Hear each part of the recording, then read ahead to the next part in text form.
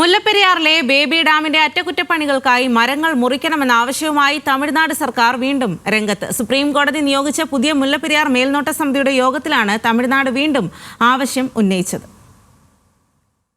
മുല്ലപ്പെരിയാർ അണക്കെട്ടിന്റെ ഭാഗമായ baby dam ബലപ്പെടുത്താൻ 23 മരങ്ങൾ മുറിക്കാൻ അനുമതി വേണമെന്ന വർഷങ്ങളായുള്ള ആവശ്യം തേക്കടിയിൽ നടന്ന യോഗത്തിൽ തമിഴ്നാട് വീണ്ടും ഉന്നയിച്ചു.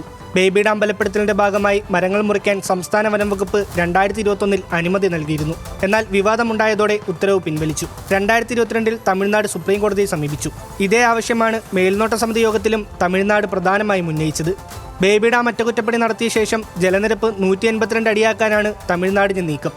മേൽനോട്ട സമിതിയിൽ ആശാവഹമായ ചർച്ചകൾ നടന്നുവെന്നും യോഗത്തിൽ ഉന്നയിച്ച ആവശ്യങ്ങൾ പഠിച്ച ശേഷം തീരുമാനമെടുക്കുമെന്നും സമിതി അധ്യക്ഷൻ പറഞ്ഞു. So today's water level was also low. So as per visual examination, things are not in a bad shape.